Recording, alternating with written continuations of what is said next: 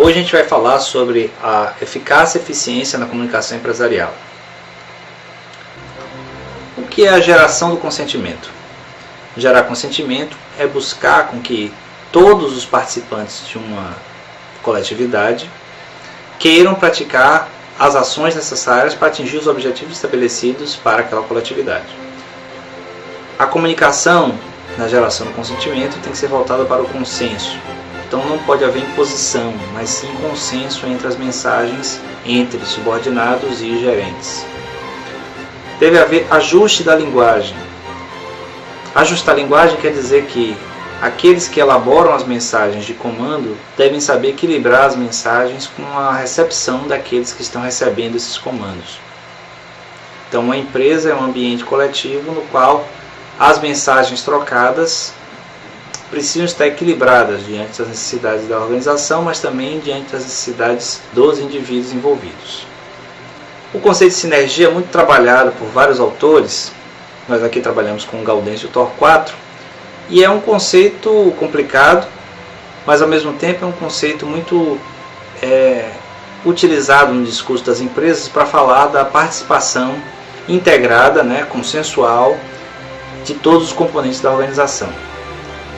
O Gaudêncio Torquato, em sua abordagem da sinergia, expressa esse gráfico de maneira que, se a gente interpretar de maneira correta, o setor mais interno dentro da empresa seriam as redes formais e informais, que se ampliam nos fluxos ascendente e descendente lateral presentes na organização, atingindo os níveis da organização, que seria o interpessoal, o grupal e o coletivo, que abrange as dimensões da organização, a comportamental, a social, a cibernética, chegando às categorias mais abrangentes das mensagens, que são internas e externas, produzindo assim os atos comunicativos que atingem o ambiente externo. Os atos comunicativos podem ser interpretados de tal modo que os exemplos que nós trazemos aqui agora revelam os tipos possíveis de atos que a empresa realiza enquanto ela funciona, produzindo informações. Dos atos de comunicação, o primeiro se refere à emissão. Aí é o que? A passagem da informação de um patamar para outro, em uma direção contínua, fazendo com que a mensagem apenas vá em uma direção e não volte. No segundo exemplo, nós temos a recepção. Então, o setor representado por aquele círculo apenas recebe mensagens. No terceiro, você tem uma transferência, assim como o quarto também. Há o que? A centralização de uma mensagem dentro do círculo, dentro do setor, e a transmissão para outros, seja por via lateral ou seja por via vertical. No quarto gráfico nós temos a difusão. Nesse aqui você vê que há a transmissão a partir do centro do setor, do círculo, para todos os lados, tanto horizontalmente quanto verticalmente. E no último temos a reciprocidade, certo? Onde há a troca de mensagens entre os envolvidos na comunicação.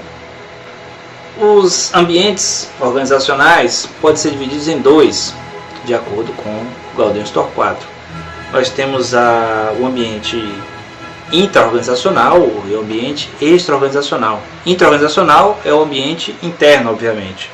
E o ambiente extra-organizacional é o ambiente externo, sendo que esse ambiente externo se divide em dois tipos: o ambiente externo social e o ambiente externo competitivo. Ainda interpretando o gráfico do Torquato, os ambientes conseguem modular 3 grades de dimensões, certo? Na comunicação empresarial. A primeira dimensão é relacionada ao comportamento, uma dimensão comportamental, que se refere aos níveis intrapessoal, interpessoal e o nível grupal. No nível intrapessoal, você tem a relação do indivíduo como indivíduo e a empresa. Então, o indivíduo é visto individualmente. Na relação interpessoal, no nível interpessoal, os indivíduos são vistos nas suas relações interpessoais, como um indivíduo se relaciona com o outro dentro da organização. E no nível grupal, você tem como o grupo se comporta na organização, os grupos, os diversos grupos. Tem ainda a dimensão social, que se refere a todo o ambiente social no qual a empresa atua, né, os seus concorrentes, a economia, a política, as comunidades no entorno da empresa, todo tipo de representação da sociedade da qual a empresa faz parte. E a dimensão cibernética, que se expressa através do desenvolvimento do nível tecnológico das empresas, que seria o acúmulo de informações, o processamento dessas informações para a construção de novas decisões e reformulação dos objetivos da organização. Tudo isso se volta para a manutenção da eficiência, eficácia e efetividade da comunicação da organização, como meta principal a sinergia. Essas dimensões da comunicação empresarial, elas trafegam através de fluxos na organização. São classificados 3 tipos de fluxos básicos, né? O fluxo ascendente, o fluxo descendente e o fluxo lateral. O fluxo ascendente e o fluxo descendente se referem às direções verticais presentes na organização. Então, esses fluxos vertical ascendente, que é aquele fluxo que vai das bases para a diretoria, para a gerência, e o fluxo descendente, que é aquele que vai da diretoria, da gerência, né, dos tops decisórios para as bases da empresa, eles fluem de cima para baixo, de baixo para cima. Então há aí a pressão hierárquica muito grande nesse fluxo de comunicação, podendo acontecer muitos ruídos nesse fluxo. O outro fluxo é o fluxo lateral, que se refere à direção horizontal. Nesse fluxo há a troca de mensagens, de informação, de comunicação entre pessoas dos mesmos setores. Esse tráfego de fluxos de conteúdos na organização gera as chamadas redes, a rede formal e a informal. A rede formal é aquela construída a partir das relações oficiais da organização, utilizando canais também formais, que seriam aqueles canais presentes nos documentos, presentes nas peças, presente em todo o material oficial da instituição. Já a rede informal se refere a todo tipo de material extraoficial, material do cotidiano, material de trocas interpessoais que não fazem parte da rede formal. Porque sem a rede formal tende a ser engessada e não conseguir evoluir nos processos individuais. E assim se sai do equilíbrio dos desejos da organização versus os desejos do indivíduo. As trocas de mensagens dentro da empresa são contínuas e aparentemente caóticas, aos olhos de quem não presta atenção nos fluxos e nas redes. O gráfico da sinergia mostrado antes, do TOR 4, é uma interpretação desse outro gráfico aqui, que está tentando mostrar a aparência da troca de mensagens dentro da organização que reflete no ambiente externo.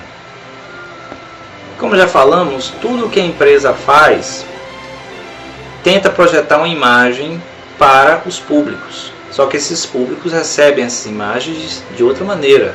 A imagem recebida, percebida pelos públicos não é a imagem projetada exatamente. Justamente porque a comunicação empresarial faz parte do processo de comunicação que é cheia de ruídos. As mensagens nunca chegam da maneira como saíram dos seus emissores, por causa dos meios, dos canais e da própria natureza da comunicação. A empresa tenta transmitir mensagens, transmitir uma imagem para os públicos que seja única a respeito dela. Daí a importância da sinergia. Só que os ambientes empresariais, como qualquer ambiente coletivo, é formado por uma diversidade de pessoas. Então, há necessidade de construir essa imagem a partir dessas relações todas dentro da organização é de suma importância para a manutenção dessa sinergia que transmite a mensagem, transmite a imagem que a empresa quer para os seus públicos, o que nem sempre acontece. Daí porque estamos aqui estudando eficiência, eficácia e efetividade da comunicação. Enfim, essa sinergia serve para quê? Para que a comunicação da empresa seja eficaz, atingindo seus objetivos, eficiente, atingindo esses objetivos da maneira mais adequada possível, e efetiva, acontecendo da maneira mais correta também, certo? Nos processos e tempos mais adequados para a efetividade desses objetivos. Muito obrigado e até a próxima aula.